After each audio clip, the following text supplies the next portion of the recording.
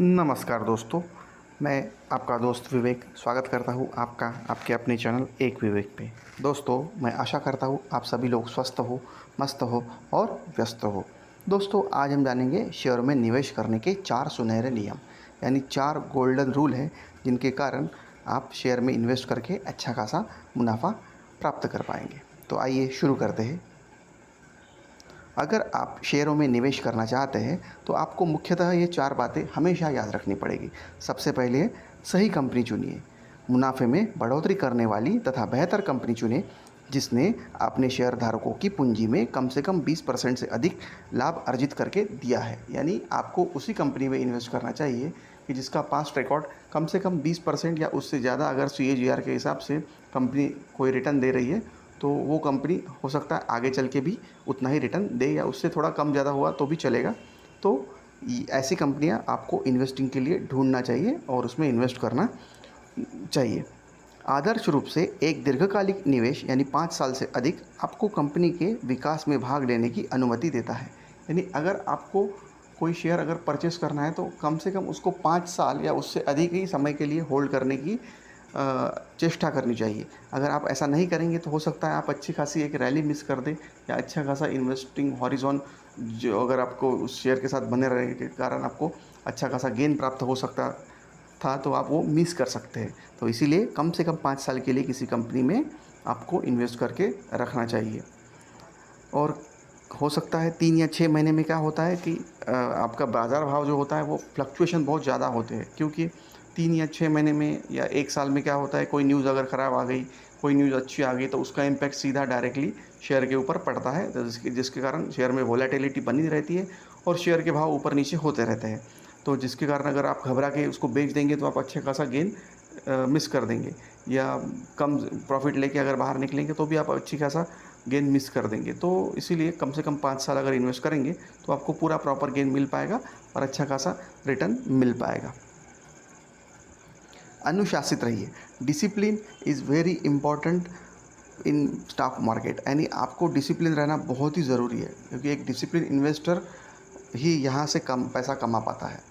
आपको पता है कि वॉरेन बफेट जो वर्ल्ड के नंबर 1 इन्वेस्टर है, वो भी बोलते हैं कि मैंने जो अपनी इन्वेस्टमेंट में जो पैसा कमाया है, या जो इतना मिलेनियर या बिलेनियर बना हूँ, तो जिसमें मेरा नॉलेज का श्रेय केवल 1 या 2% है, पर 98% जो मैंने जो पेशेंस, जो डिसिप्लिन मैंने जो दिखाया है मार्केट में, उसके कारण ही मैं इतना अच्छा खासा रिटर्न कमा पाया हूँ।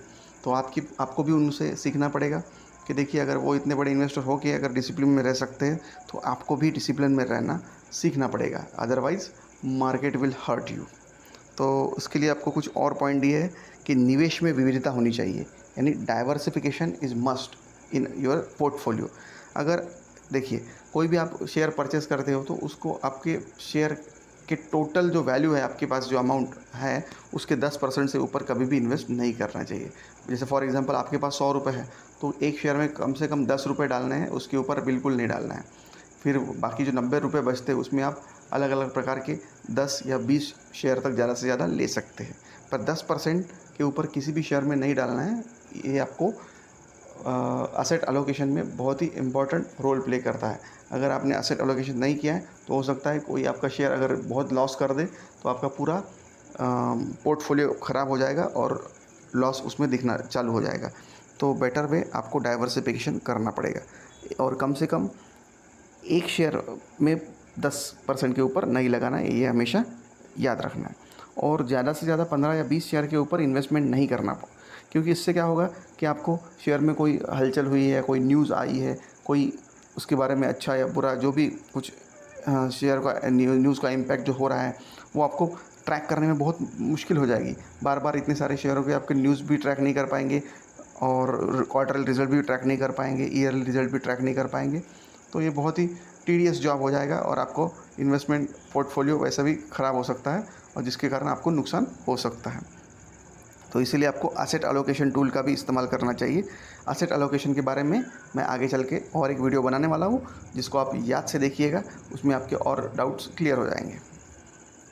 फिर कंपनी को आपको हमेशा ट्रैक करते रहना चाहिए, उसके क्वार्टरली, ईयरली रिजल्ट और कुछ लेटेस्ट न्यूज़, इसके बारे में अच्छी बुरे सभी न्यूज़ आपको पढ़नी चाहिए, जिसके कारण आपको कंपनी का ग्रोथ पता चल जाएगा और उसका स्टेटस भी पता चलता रहेगा, और मैनेजमेंट क्या काम कर रही है कंपनी को बढ़ाने के लिए वो भी आपको धीरे धीरे पता चलता रहेगा। और एक आप अच्छा ब्रोकर ढूंढिए जिसकी हेल्प लेके आप अपने शेयर को सुरक्षित रख पाएंगे, और अच्छे अच्छे टूल्स जो ब्रोकर आजकल प्रोवाइड करते हैं, तो जिसके कारण आपको इन्वेस्टमेंट करने में बड़ी आसानी होगी और आपको हेल्प भी होगी। और हॉट टिप्स पर ध्यान न दें, क्योंकि अगर ये सच में काम करती तो हम सब करोड़पति होते। जैसे अगर आपका सब्जी वाला या आपका दूध वाला या कोई भी आपके जो जानने पहचानने वाले अगर आपको टिप्स देने लगे, तो समझिए कि ये कोई अच्छी बात नहीं है, क्योंकि अगर टिप्स से अगर कोई भी अमीर बन सकता था तो सभी लोग करोड़पति आज मार्केट में हुए होते, और किसी को भी काम करने की ज़रूरत नहीं होती और ना किसी को इन्वेस्टमेंट करने की ज़रूरत होती है। तो आपको ध्यान रखना है कि टिप्स से बचिए। टिप्स केवल होटल में मिलती है, वो भी आप खुद देते हैं वेटर को, बाकी अदरवाइज़ टिप्स कहीं नहीं मिलती है, और कभी भी टिप्स को फॉलो मत कीजिए। और अधिक खरीदने के प्रलोभन से बचें, क्योंकि प्रत्येक शेयर में एक नए निवेश का निर्णय जब आप करते हैं तो आप अपने जो स्ट्रैटेजी है उसको फॉलो करके ही आपको इन्वेस्ट करना है, और आपको स्ट्रैटेजी आपको कभी भी ब्रेक नहीं करना है। अगर स्टॉक मार्केट में अपने खुद के जो बनाए हुए उसको तोड़ देते हैं तो नुकसान आपको बहुत ज़्यादा होगा, क्योंकि पैसा भी आपका है तो नुकसान भी आपका ही होगा। तो ये ध्यान हमेशा रखिए कि कभी भी अपनी स्ट्रैटेजी पे काम कीजिए, स्ट्रैटेजी पे ही चलिए। कोई किसी के बहकावे में आके अपने निवेश या कोई जल्दबाजी करके आपका निवेश मत कीजिए, वरना आपको बहुत नुकसान हो सकता है। निगरानी और समीक्षा, जैसे मैंने पहले बोला है कि आपको क्वार्टरली ईयरली रिजल्ट आपको देखना पड़ेगा हर जो आपके पास पोर्टफोलियो में शेयर है उसका, और हफ्ते में कम से कम एक बार तो अपना पोर्टफोलियो हमेशा देखना चाहिए। जैसे संडे और सैटरडे और संडे को छुट्टी रहती है स्टॉक मार्केट में, उस दिन भी आप एनालिसिस कर सकते हैं, या हफ्ते में आप देख सकते हैं कि हफ्ते में क्या क्या हुआ, मेरे शेयर की वैल्यू कितनी ऊपर गई कितनी नीचे गई, हमारे शेयर कैसे परफॉर्म कर रहे हैं, उसको भी आप ट्रैक कर सकते हैं। और इसको अगर आपको ज़्यादा अच्छे से बेहतर ढंग से समझना है तो आपको एक एक्सेल शीट भी बना लेनी चाहिए, जिसके कारण आपको पता चल पाएगा कि आपका इन्वेस्टमेंट सही दिशा में जा रहा है या नहीं है, जिसके कारण आप अपने लक्ष्य को ईजिली प्राप्त कर पाएंगे और बिना किसी दिक्कत के। और ये कार्य अस्थिर समय के लिए ज़्यादा महत्वपूर्ण है, जब आप मूल्य के चुनने के लिए बेहतर अवसर पा सकते हैं। जैसे अगर आपको पता है वैल्यू इन्वेस्टिंग एक बहुत ही इम्पोर्टेंट टूल है, जिसमें आपको शेयर के एक्चुअल वैल्यू को समझ पाएंगे और पता कर पाएंगे कि शेयर की वास्तविक वैल्यू क्या है। जैसे कोई भी शेयर आपको जो फेस वैल्यू दिख रही है उसकी, या जो भी अभी करंट वैल्यू मार्केट प्राइस चल रही है, तो वो समझो फॉर एग्जांपल 100 रुपये चल रही है, पर एक्चुअल उस वास्तविक वैल्यू जो बैलेंस शीट दिखा रही है वो केवल 50 रुपये है। तो आपको उस शेयर को तब तक नहीं खरीदना चाहिए जब तक वो 50 रुपये का नहीं आ जाता, यानी 50 रुपये ही उसकी वास्तविक वैल्यू, या उससे भी सस्ता मिले तो वो आपको अच्छा खासा इन्वेस्टमेंट रिटर्न दे पाएगा, और आपको हमेशा उसी वैल्यू को बाय करने की कोशिश करनी चाहिए, क्योंकि तभी आपको अच्छा खासा रिटर्न मिल पाएगा, अदरवाइज़ नहीं। इसके अलावा आप ये भी जानिए कि जिन कारणों के कारण आपने ये शेयर ख़रीदा था, कि वो कारण अभी भी वैलिड है कि नहीं। हो सकता है कि आगे चल के आपकी सोच बदल गई, या उस शेयर के या कंपनी के फंडामेंटल ख़राब हो गए, तो भी आपको उसका इन्वेस्टमेंट का हॉरिजॉन कम कर देना चाहिए, या तो फिर वहाँ से एग्ज़िट लेना चाहिए। क्योंकि हो सकता है कि कंपनी आपके शेयर बाय करने के बाद उसके रिटर्न अच्छे खासे नहीं रह पाए, या हो सकता है उसका कुछ प्रॉब्लम आ गया है, या मैनेजमेंट ने कुछ डिसीजन पॉलिसी चेंज किया, मैनेजमेंट चेंज हो गया, या उन्होंने अपनी वर्किंग स्टाइल को चेंज कर लिया, या रिज़ल्ट अच्छे नहीं आ रहे, तो उसके कारण भी आपके शेयर की प्राइस डाउन हो सकती है और आपको नुकसान हो सकता है। और ऐसा अगर आपको दिख रहा है तो आपको तुरंत उस शेयर से एग्ज़िट कर लेना चाहिए, ये सबसे इम्पॉर्टेंट बात है।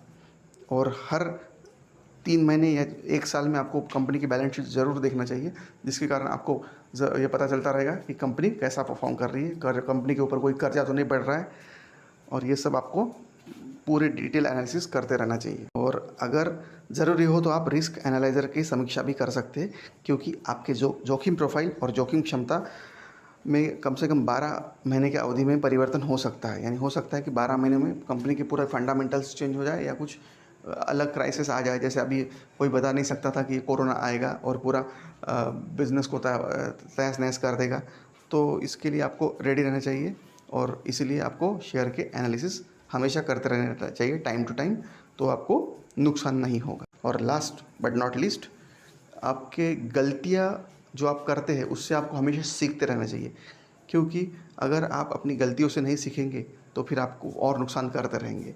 जैसे समीक्षा के दौरान अपनी गलतियों को पहचानना और उनसे हमेशा सीखना चाहिए, क्योंकि आपके खुद के अनुभव को कोई नहीं हरा सकता, क्योंकि जो आपको अनुभव जो आए हैं स्टॉक मार्केट में, उसके कारण आप एक अच्छे खासे इन्वेस्टर बन सकते हैं और वो आपके लिए एक पूंजी की तरह काम करेगी।